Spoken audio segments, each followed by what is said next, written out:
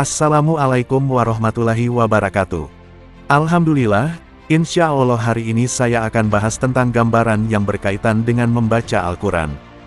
Hal ini sangat berkaitan dengan wahyu pertama yang Jibril alaihi salam turunkan kepada baginda Nabi Muhammad di Gua Hira. Jadi, ketika malaikat Jibril turunkan wahyu pertama Quran Surah Al-Alaq kepada baginda Nabi, di situ Jibril tidak membawa kitab, tidak membawa pulpen, dan tidak membawa kertas. Dia hanya berkata kepada Nabi, Iqra, Iqra, Iqra bismi rabbikal ladzi khalaq dan seterusnya.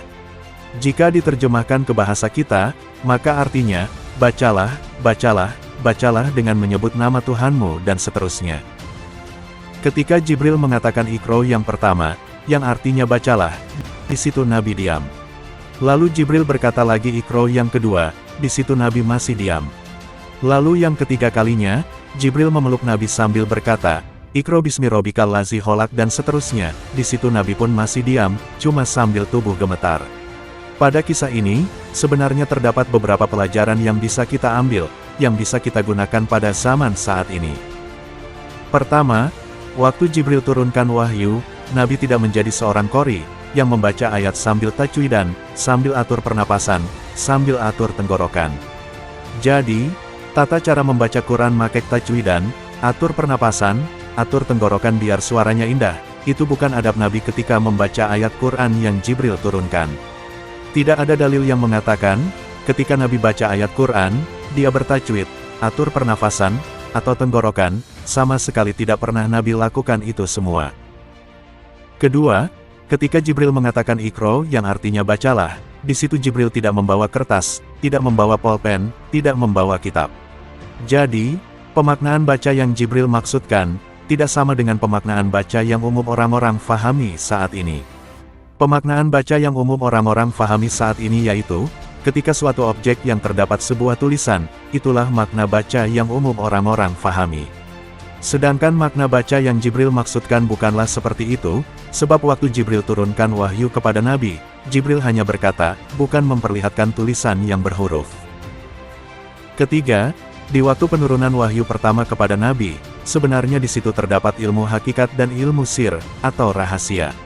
Cuma saya tidak bisa jelaskan di sini apa ilmu hakikatnya, dan apa ilmu sirnya.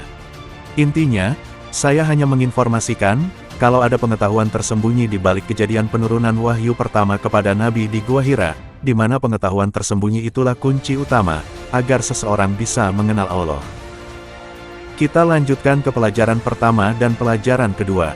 Jadi, pelajaran pertama yang bisa kita ambil, dari kisah penurunan wahyu pertama kepada Nabi yaitu, bahwasanya Nabi ketika membaca ayat Quran, beliau tidak menjadi seorang qori, yang membaca ayat Quran sambil mengatur pernafasan dan sambil mengatur tenggorokan. Nabi ketika disuruh baca oleh Jibril, Nabi hanya diam, tidak ada reaksi suara yang Nabi lakukan.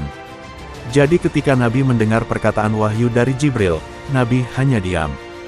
Jadi sebenarnya, diamnya Nabi di sini bukanlah diam semata.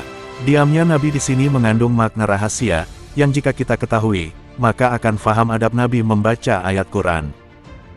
Itulah gambaran realita yang terjadi pada Nabi, ketika Jibril turunkan wahyu pertama di Gua Hira. Banyak sebenarnya orang-orang salah dalam membaca ayat Quran. Salahnya mereka karena tidak sama dengan tata cara Nabi ketika membaca ayat Quran dari Jibril. Coba perhatikan umat zaman sekarang, ketika mereka baca Quran, mereka selalu fokus pada tajwidan, pernafasan dan tenggorokannya. Padahal tujuan Allah turunkan ayat Quran, supaya kita mengerti kefahaman atau keilmuan di sebalik ayat-ayat Quran. Demikianlah Allah menerangkan kepadamu ayat-ayatnya agar kamu mengerti. Quran Surah Al-Baqarah ayat 242. Apa yang saya sampaikan sebenarnya perkara asing, tidak umum, tapi sesuai fakta realita, yang berdasarkan dengan kisah Nabi dan dalil Quran. Jadi seperti itulah gambaran adab membaca Quran versi Nabi dengan versi umat zaman sekarang, di mana perbedaannya bagaikan langit dan bumi. Hanya itu yang bisa saya sampaikan pada kesempatan yang berbahagia ini. Nantikan saya di konten-konten selanjutnya. Saya akhiri, wassalamualaikum warahmatullahi wabarakatuh.